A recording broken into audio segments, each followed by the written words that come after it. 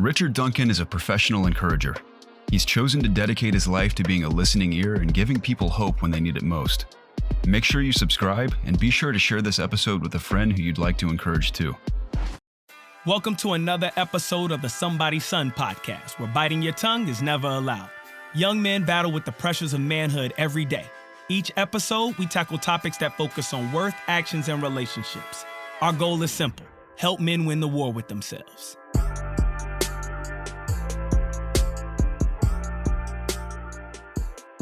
You said something. You said your dad, not only did he not advertise, but he wanted to love you so much that it never came into question. Yep. Did he succeed in that regard? Oh, 100%. And not only that, my biological dad, I will never forget, at the court, was in court, and it wasn't like a bad court case. He was just for the adoption and everything. Sure. And so he came in and he looked at my biological dad. He's like, I never want you to give a penny to them. I don't want you to pay child support. My mom did. My mom's like, no, let's get this money. Like, forget him. All this torment she put me through for years. But my dad's like, no, I got it. Like, he said, if as a man, if I came into this marriage knowing that you had 2 kids, if I can't take care of all y'all, I don't need to be here. And so he straight up, and at the time, I'm 7, 8 years old. I'm like, oh, it sounds good. I mean, I didn't know. Yeah, you're not really conscious. Like, I didn't really know what that really meant until, honestly, in college and after college. And I was like, yo, what he did was insane. As a black man during that time with 2 other kids that's not yours, that's tough. Yeah, I feel like you gotta let go of all the ego. And I would actually start before that. Taking care of 2 kids, period, right. is already a difficult. And in his mind, how he viewed it, he never knew his dad, never had a dad. His dad has never been in his life. To this day, he don't know who his dad is. So his whole mission in his life was not to be like that. I agree with that. I think guys that, I can't speak for the guys that their father was in their life 100% of the time. My dad was in, out, and then, of course, ultimately they end up divorcing. And what I will say is, because of the version of him that me and my middle brother received, he was intentional in making sure my baby brother got a different version. And I commend him for that. I also think, though, that it lit a fire underneath me. And I know, like, this dude, when he have kids, I'm about to be super excited, because that, I can already see the fire has been stoked that, okay, I got to make sure I know what that feels like, not to have that. So I'm going to make sure I go above and beyond. So I didn't know that about your pops, which is why it's important to have unscripted conversation. Right. But yeah, that's awesome, bro. Yeah, man. That's awesome. Yes, how is that translated to being in the church? Because not only is your father's reputation far and wide in the sports world, but now that has transcended because he's also in the faith world. Right. So, tough, because he is, so you guys know, he is our lead pastor at our church, and I'm under him. So it's very interesting because, you know, your dad is your dad, but now your dad's also your boss. And now your dad is your boss. You talk to him all during the day. Don't call me, bro, after hours. Like, I had enough of you. You know, so as you know, of any athlete, they're very competitive. Right. So he brings that competitive nature from the court now into the church world. And it's a great thing. The congregation loves it, but it also can be a wheel that's hard to turn because he's so competitive. Right. Like, everything in the church don't have to align with sports, bro. You know, so that's the hard thing as his son, who didn't play collegiate sports, trying to let him know, look, all right, this is God, this is our faith, and how do we, which is what we're talking about today, how do we reach people outside of this space? And so that's been my goal as coming on as an ordained pastor now for a little over 3 years, almost going to 4 years. That's my goal. So when I found out the subject of it, I'm like, this is my life lesson. This is what I'm here for. This is what I'm put on earth for. I do believe is that how do you reach people that would never set foot not only in your church, but a church period. Because a lot of black churches are like restaurants. They're so competitive. Wow. They are. I mean, it's just like, oh, you go over there? Okay, I know about that. Why we got to talk about, why does it have to be like that? But that's how it is. You know, we're so competitive. And I say we, not necessarily our church. I'm talking about especially black church in general. And, you know, you try to, for example, what is Burger King known for in your mind? Being second to McDonald's. Being second to McDonald's. Okay, what else? What's their slogan? Have it your way. Have it your way, right? Yeah. So that's their thing. They're the flame. What is the flame broil? Yeah, that's their niche, right? What do you think Wendy's is known for? 4 for 4. Right. 4 for 4. They got burgers. They got chicken sandwich. They got little different things. McDonald's. What are they known for? Everything. They dominate the space. Right. They dominate the space. So, but at the end of the day, right? They all basically do the same thing. That's true. I mean, right. I mean, they all got chicken sandwiches. They all got burgers. They all got fries. But they compete heavily against each other. Right. Right? And so the church has adopted that business model, which is very dangerous. Because we're not talking about food, we're talking about souls. Does that make sense? So not only does it make sense, I'm glad you're sitting next to him. Yeah. He want to do away with not do away with the institution, but he felt like there needs to be significant changes to the institution. Bro. So the fact that you speaking like this, I see why y'all sitting next to each other. And my man Chris is in. He's vibing. So I'm talking about. And as a pastor with a church, with a building, I can say that we're messed up. You know, the church right now, and we're in a space right now, brick and mortars are starting to be less and less. And COVID really told us what that's about, right? And so now you're in a digital space, and a lot of, you know, just keeping it buck, like a lot of black churches weren't prepared for that digital space. When you say prepared, what do you mean? Speak on that. So, for example, your typical black Baptist church probably didn't have a streaming service, probably didn't have a production team. Right. So now you're forced to either do things the old way.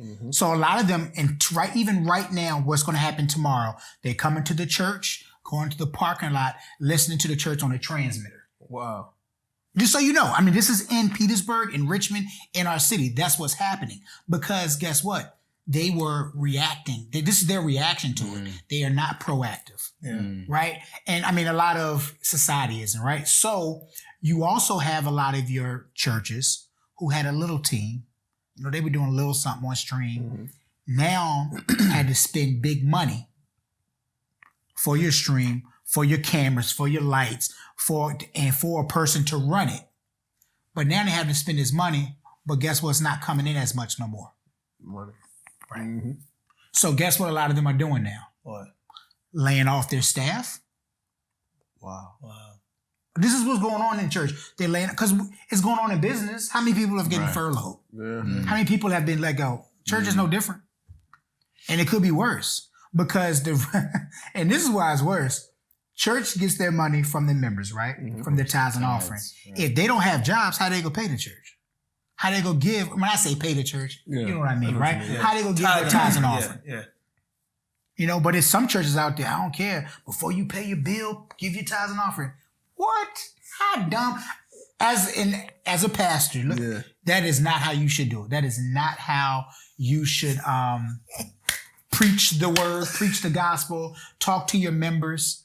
Because as a pastor, if you're giving money to God, but to the church, $100, $200, whatever, thousands of dollars, and you don't have rent to pay because you believing in God, God gave you the money, pay your rent, child.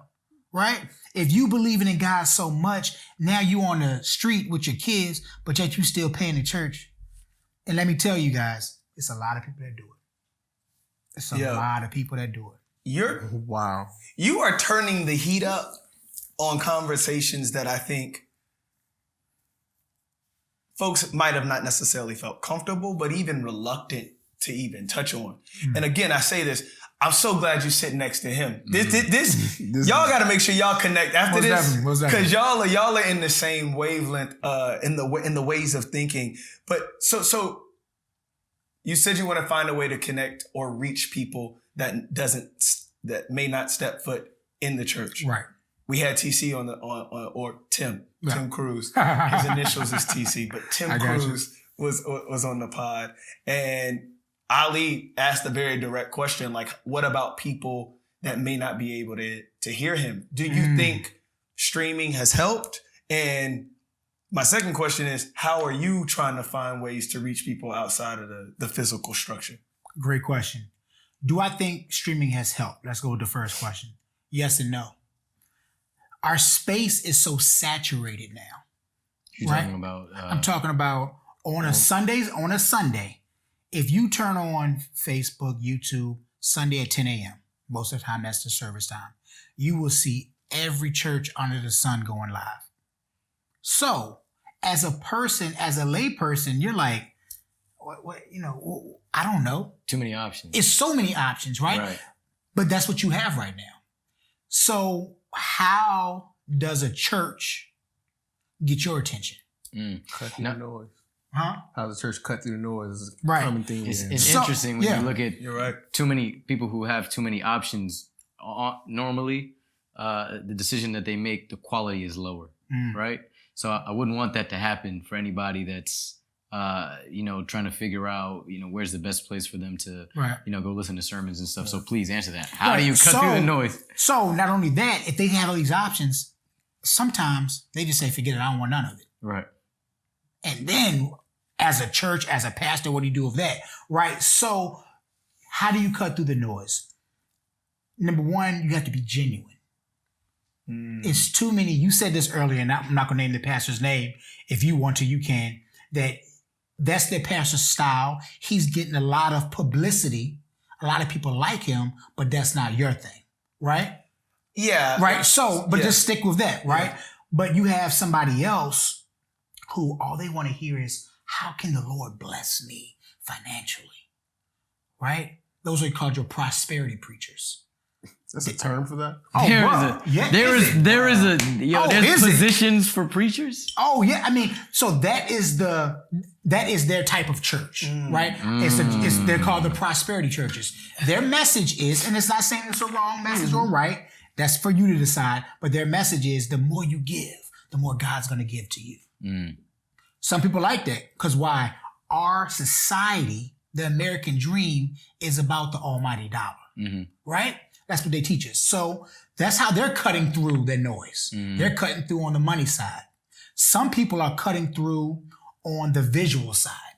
Let's have the props. So I'm a preacher. I'm going to tell you right now, I preach with props. Number one, this is my reasoning. Everybody's not an auditory listener, and that's not how they learn. Yeah. Right? If you were in school and somebody has talked to you monotone all day, you'd be like, what is this, right? Yeah. Some people are visual learners. Yeah. They like, they get bored really easy. Somebody is sitting up there. They like to see things. They like to see graphics. It catches their attention, especially in this social media world that we live in. Right. This is in our hands all day, every day. Right? So how you catch those people. So that's how I do it when I preach. However, some people don't like the props, right? Just like you may not, I ain't feeling Burger King today. Let me go ahead to McDonald's, right? So how do you, this is the pastor's, this is every church's issue. Problem, or it can be a good problem or bad. How do you keep that person from coming back over and over again when it's so many other choices? It's interesting when you put it like that, and you mentioned earlier that churches, especially black churches, have sort of started to adopt this restaurant business model, right? Yeah. And the way you're talking about retaining, people who come to the church sounds like we're in a consultancy room and they're talking about customer retention for CSM or something like that. You know what I mean? Yeah. Do you think it's a problem that, do you think it's an issue that we can sit here and talk about like faith and even use the term business model like together? Do I think it's a problem? No, I think it's a problem when you don't do it. Okay. And this is why I say that. the black church for so long was founded. How the black church was founded, it was founded upon us coming together for hours. Because when we're together on the outside, here, we're safe here. This is a safe place. So I don't know if you guys were growing up, if you went to church. We went to church for hours. And that was normal for a person growing up, especially ask your parents. They were in church, revival service, Bible study, choir rehearsal. They were in church all week, all day. Sundays, they would have dinners for them. Right? After service. This is not now, but this is what it used to be. I remember that in my life. Right. You right? Yeah. This is all news to me. Right. So you'll have you have vocational school, then after that you'll have the word, then after that you'll have go downstairs in the fellowship hall and you'll eat, then after that you may have an evening service. You're in church all day. Why? Because that was a safe place years ago for African Americans to come and be safe because the outside world wasn't accepting to them. Right? Mm-hmm. So now that's our tradition. That's embedded in our ancestors, in our DNA. So now breaking that tradition, especially for your mom, dads, and grandmas, they looking at church now like church is, if you're in church for over an hour and a half, something's wrong. The tradition of the past, if you're in church an hour and a half, we just getting started. Wow. That's how it is. And you have to adapt to the new business model of church. How can I get God? How can God reach me? How can I get something from God and I don't have to be there the entire time? Mm. Just like in school. You don't have to be, you could get one if you learn something math equation. You don't have to learn all this. If you learn they have to write you there, you got it, right? But they try to draw it out because this is your safe haven. Yeah. One thing I find very interesting is it sounds like churches, and especially black churches, in a tough spot because on one end, when you say when you run a church like a business, I'm kind of like, churches shouldn't be run like a business because faith and it should just be separation. But then if you don't run church like a business, it's definitely going to fail. Right. So as being a church leader, it's tough. How do you balance? Like, how do you manage that conflict? Because you not to say you won't have a job, but your actual job is to reach people. Right. You won't be able to do that unless you have the agility, flexibility, or model it as a business. How does this church leadership? I'm pretty sure it's a team of people. Mm. What kind of conversations are you guys having about how do you adjust and how do you make sure that church can survive in the future, in the next 5, 10, 20 years? Great question. My main answer to that is this. A motto that I try to live by: how can I preach and teach people the gospel of Christ without saying one word? That's what every pastor's desire should be. It shouldn't have to come into the house for you to get ministered to and you to see the God in me. Mm-hmm. So how I do that is simply, and I did it intentionally today, is I wear a cross around my neck. Try to do it almost every day. I try not to wear a diamond cross because it's not about the bling. It's not about the showy. If that's what you do, cool. This is me, right? The cross where it hangs is by my heart. So a lot of times, like if I'm doing stuff, I can feel it, right? So it's always close to me, right? It's close to my heart. The other thing is people tend to ask me a lot, oh, you got a cross on? Oh, you in the church? It's a witness tool without you saying one word, right? And I try to wear my crosses kind of beat up. My son had this one time, chewed on it because it shows, and you can probably see it, it shows us as a person that we're not perfect, right? A lot of times preachers in churches portray this perfect ideal, and it's just not true. Which is why some people don't want to come in the doors. Just being real, right? Which is why, or the reason is, I know them people. She was just in the club with me last night. And look at her looking all fake up there.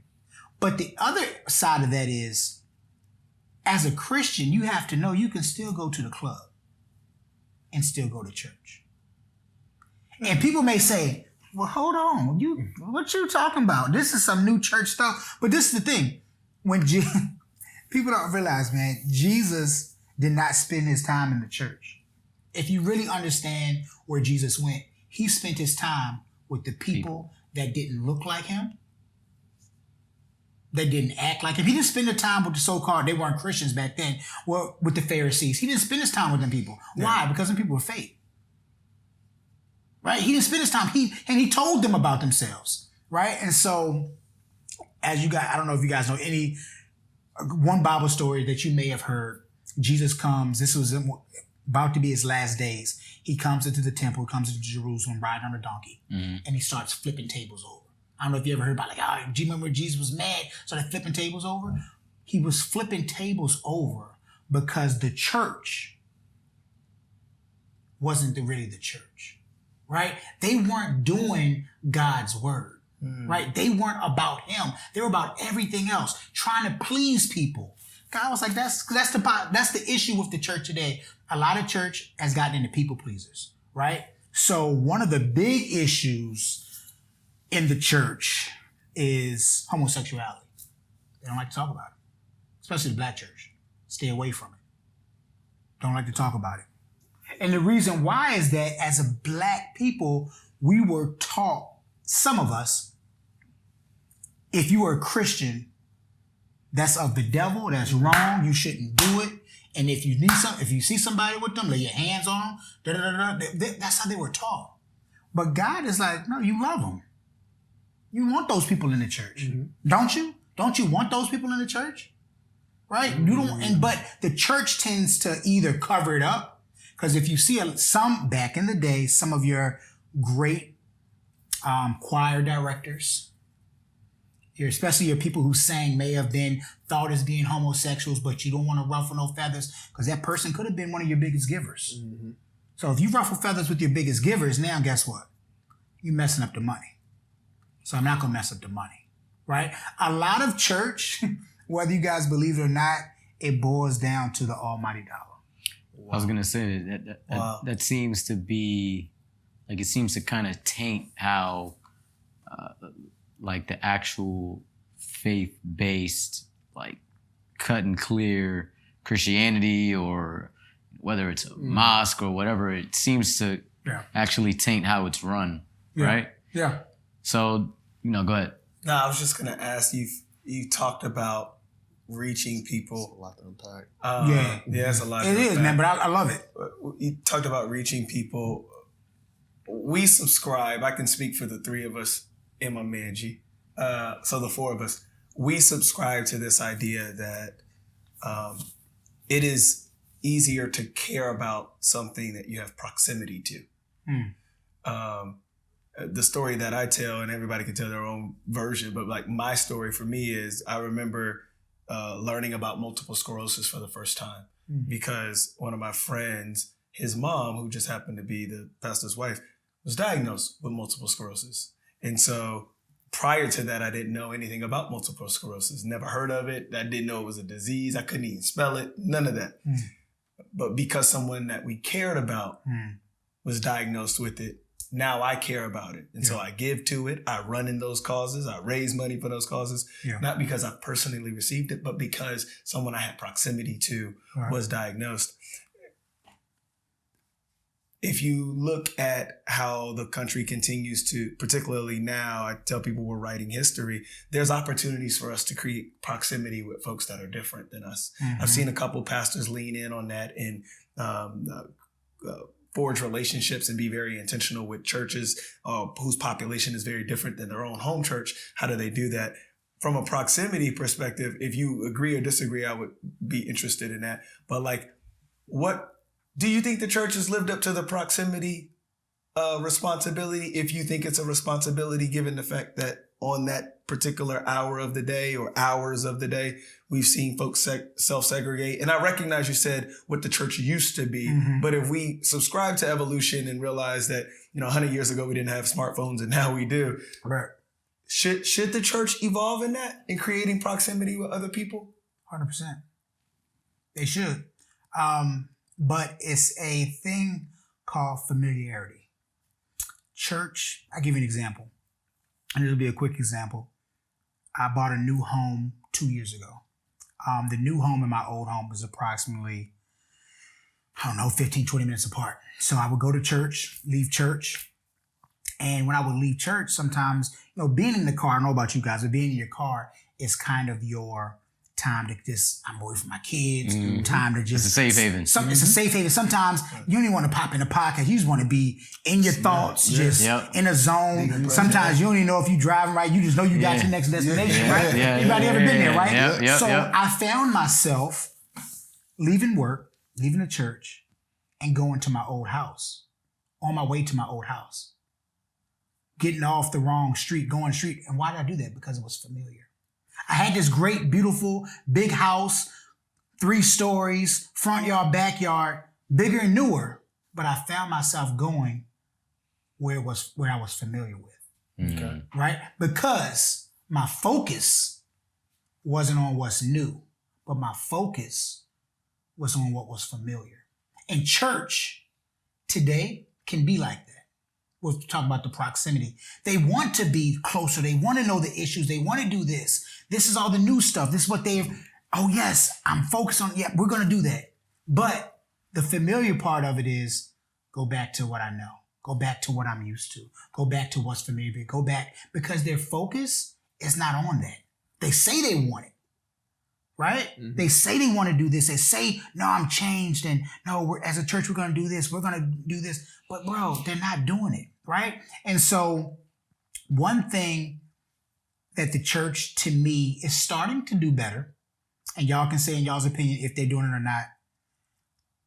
At my church, it's not about the people inside, but it's about the people outside, right? Which is what we're talking about today. So one thing that we did, one thing I did when I came on full-time ministry about 4 years ago, I said, we talk about community a lot, right? Mm-hmm. Talk about this word community, right? Community are the people that's around you, around your location. Are we really reaching our community right here in North Chesterfield? Are we reaching them? And I looked to the lead pastor and he was like, well, when you put it like that, not really. So my question was to him, one of our mottos is building godly families and doing good works in the community. You may be building the godly families from inside, but we're not doing the good works. Mm-hmm. Right?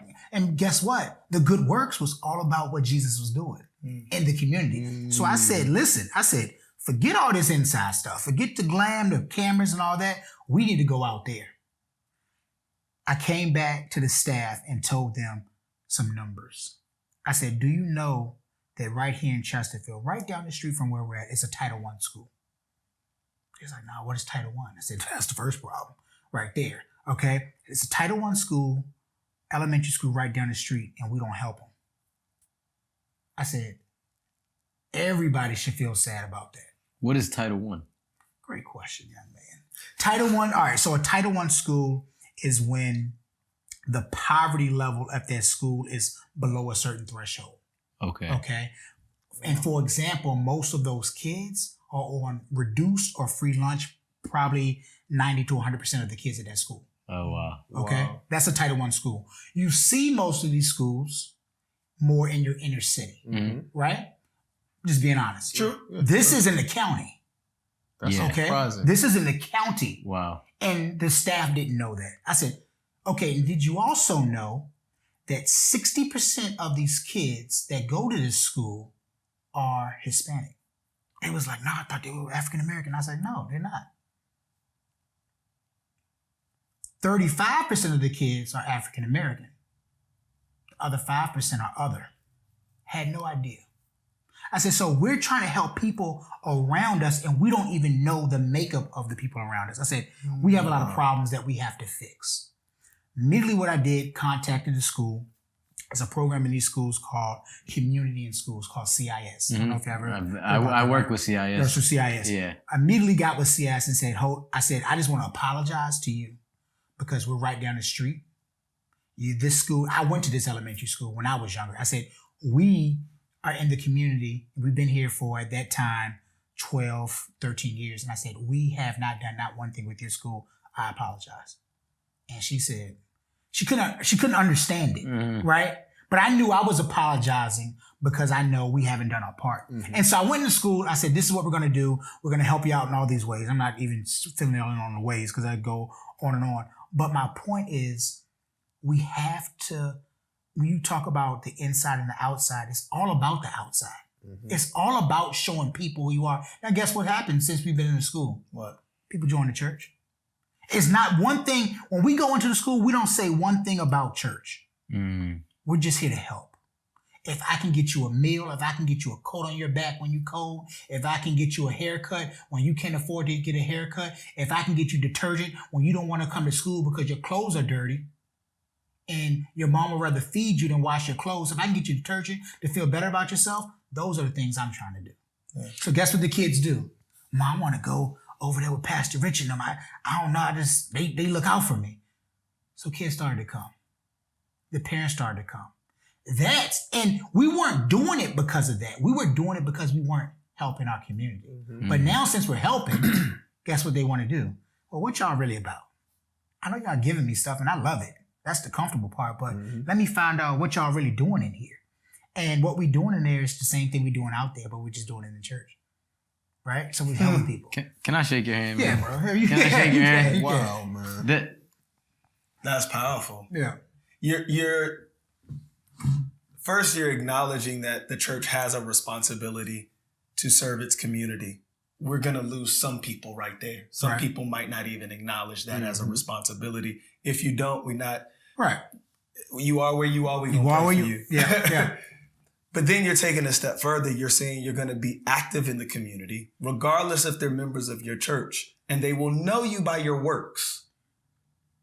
They're going to know you by your works. That sounds very familiar to a certain character that's talked about in the 66 books. Right. And I think I commend you for what you're doing. I also think that's what's coming next. Yeah. Like I am, despite the amount of social injustice that we see in the world, despite some of the inequality that was handed to the generations, and this is not a blame the generations before us, because I'm not here to blame them. In many ways, do they have their faults? Yes, but they also have their successes. And we got to make sure we balance that.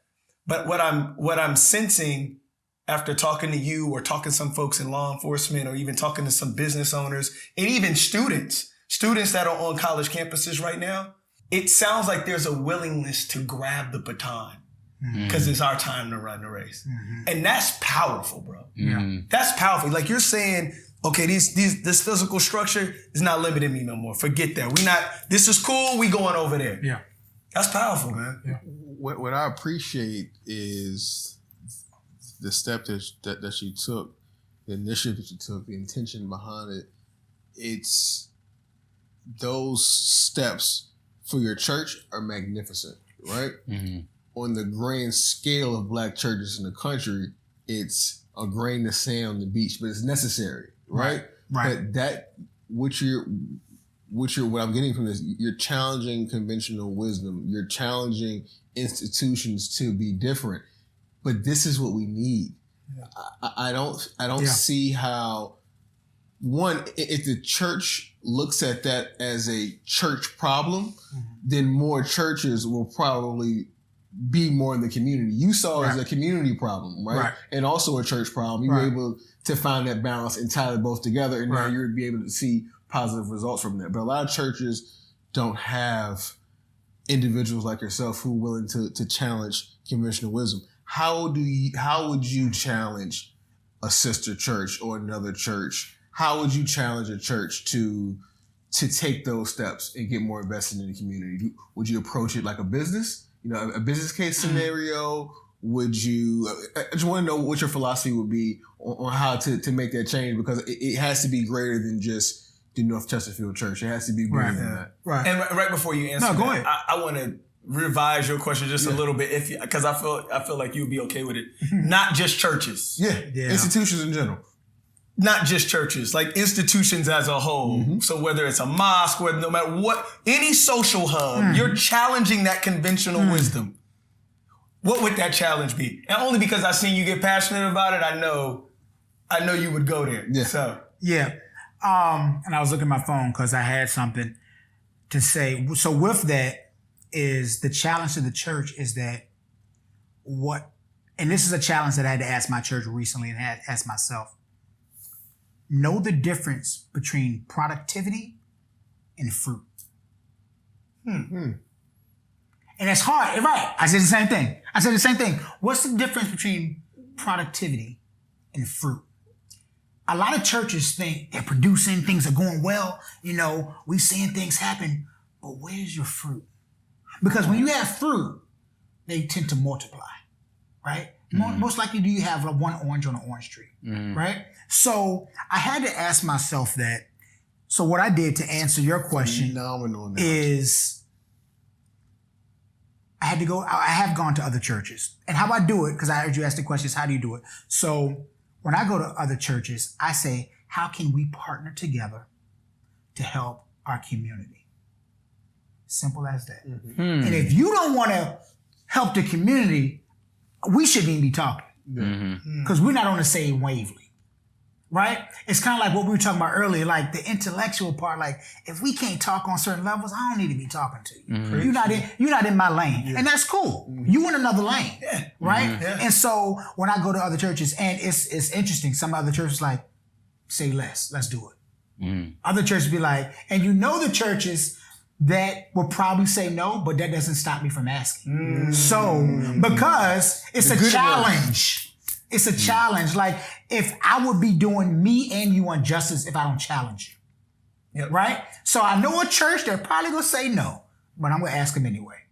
And so I ask, and sometimes I may get a yes, but most of the time I get I don't know, I'll get back with you. We got to think about some things. And at any business, right? Business owners, entrepreneurs, whatever lane you're in, if you want to do something, you will do it. Yep, easy. It's easy, right? It's easy. So when I'm in those rooms and those conversations on the phone, and I hear the hesitation, I know. You tell when people are getting janky. I see your lane, bro, and that's not my lane. Let's move on. But as Jesus always did, I did my job though. I didn't skip over you. I still did it. I'm still doing what Jesus would do, right?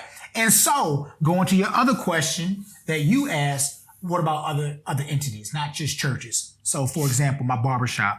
I went to my barber the other day.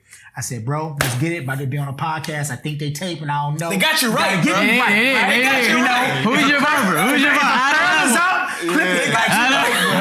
right. And so, I see the page. Right. So I was talking to him, right? And I challenged them. We talk about, and we mentioned, we're so interested that I say, this is your pulpit.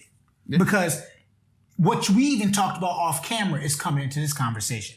So one thing I asked them, I said, listen, guys, how can y'all help the community and how can we partner together? They was like, we help the community every day. We giving cuts. I'm like, oh, no. How can we help really our community? And so they said, I said, let me just give you an idea. You probably have heard this in other communities. I said, let's go to a school in the area. I said, I got 4 schools, because not only did I do that elementary school that I just told you about with the Title I, I've now did an elementary, a middle, and a high school in our area that all feeds into the same school, because I may not touch a family because they don't have a elementary school, but they have a middle school. So I'm trying to touch as many people as I can in our community. So now I got those 3, and I got a school in Richmond now that we're doing. So we have 4 schools. So I told them, I said, look, y'all have a great, you have a great thing here, a great skill. Y'all can cut. About 4 or 5 y'all in it. Y'all talk about some great things and some crazy things. And I love it, right? You kind of come to the barbershop just because, I'm about to see what y'all talking about today. You never know what you're going to get. And that's cool. Even as a pastor, I love it.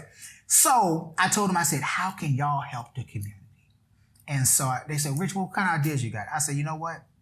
I was like, I know y'all have heard this idea. This is what I told them. I said, I want to give cuts to kids that really, really can't afford it. Right? Because what I found out by going in these schools and going to our community, and you guys know this, when you look good, you just do better. I mean, you feel better about yourself. Right? You got a fresh cut, you got your new threads on, you got some new kicks, you just like, you feel a little better. You want to go to school. And so I told them, I said, listen, man, I really want y'all to cut some heads. I said, what is it gonna take? One guy was like, and they were honest, because I wanted an honest conversation. The guy was like, look, Rich, done it before. They was like, my hesitation is this. And it all goes back to the money. If I do it on a weekend, because most likely it's going to be on a Saturday or Sunday, I'm going to miss my clients from here. I said, okay. So I said, so what do you need? Do you need a company to partner with us to say, okay, look, I got 4 barbers. Can each barber get $400 each? And, you know, I got a sponsor to come in so y'all will get paid so y'all not missing out. They was like, oh, we never thought about that. That'll be great. Because I'm trying to talk it out because everybody always has an excuse, right? You know, so I'm trying, okay, so I got that. They was like, well, the other thing is, and this is interesting, and this is true, you guys probably have seen it and can understand what they were saying. They said, well, some of these kids be coming in with fresh J's on and they fresher than me. So they feel in their mind, you don't need this. Yeah. Johnny down there who may not get a cut because it's backing up really need this. And I said, listen, but that may be true, but we can't judge that. And so many times we, ourselves, me included, the church, we judge people the first time we see them. But you don't know that kid got a fresh pair of J's because his grandma been saving to give it to him. We don't know backstories. We don't know that. Now, he could have 40 pair of J's and he's just trying to get a free cut. That's not the average kid, though. Exactly, and especially from the area that I'm telling him about. And that's what I love about what you just did. I think a lot of times, I love the fact that you said folks can be judgmental. We got to stop using the exception as the rule. Exactly. Like, and so I'm so glad you called him on the rug for that. Yeah. And again, commendable that you're working in 4 schools. Your barber did get you right. You talked about people feel good. It's not just necessarily feel good. One of my good friends, old heads in Atlanta, one of the coldest barbers in the country, Marcus Harvey. He cut Grant Hill hair, Damian Lillard, Klay Thompson. He talks about when you sit inside the chair, the therapy that happens for a man. He said, look, when you wounded, where you gonna run to? You can't run to work. In many ways, when you go home, you can run there as well, but they also looking at a man. There's certain projections of what that looks like, right? Yeah. And they ain't running to the therapist. And then it's taboo in society to run to the therapist. He says, so he actually believes, we got to connect you with Marcus. He actually believes that the church and the barbershop are actually very similar locations as where the wounded comes, 100%. Which is a whole nother conversation. 100% agreed. But the subconscious of having a good cut, even if my clothes ain't name brand. Oh, yeah. They don't gotta be. Of course. I feel good. So I love that you pivoted there. I think you just gave us homework on what we're doing to collaborate with other podcasts in the space or media companies in the space. So I take that. I can't expect or ask something of someone else if I'm not willing to take on the same responsibility. Yeah. So it's year 2 for us. It's season 2. I want you to know, we're going to take that as homework. We're going to take that challenge of figuring out what we can do to, operate in the community and give back. I think the other thing, though, I would commend you and actually challenge you to do more of is you said, even if you think you know what somebody's going to say, you do it. Yeah. One of the conscious things Chris and I have done this season is wear brands of independent and minority-owned businesses. We've been very intentional in that. And oh, by the way, we didn't ask y'all to give it to us for free or a discount because we recognize you on the come up. We recognize that. It's awesome. Chris, I put value on their company by paying for it. Yes. But I struggled with it at first because Chris was like, I was like, well, what happens if they don't show love or what happens if, he was like, that's not why we doing it. That's it. Yep. That's it. Yep. And I think what you're doing is in the church, you're being the Chris in the church. Why are we doing what we're doing? Right. Is it to be productive or is it to produce fruit? Because if it is to produce fruit, all churches will go outside. 100%, bro. I appreciate you, bro. 100%. I really appreciate you. Yep. Lucky to know you. Yeah. This is great, man. Y'all, and listen, what y'all are doing here is a form of church. Whether y'all don't want to see that or not, I'm just telling y'all. And this is the thing about Christ, man. It doesn't have to be a building. It doesn't have to have a steeple. This is church. He said, but 2 or 3 are gathered. So here we are. Church service. I know you. I know what you're gonna say. But I'm saying this is y'all's church. That's all I'm saying. Yeah. You don't have to say that. You can say podcast and all that. But I love it, man. It's definitely therapy for me. Yeah, 100%. And that's what church is. We hope you enjoyed this episode of the Somebody's Son podcast. We encourage you to share this episode with a friend. And remember, on this path called life, you are not alone. Thank you for watching. Until next time.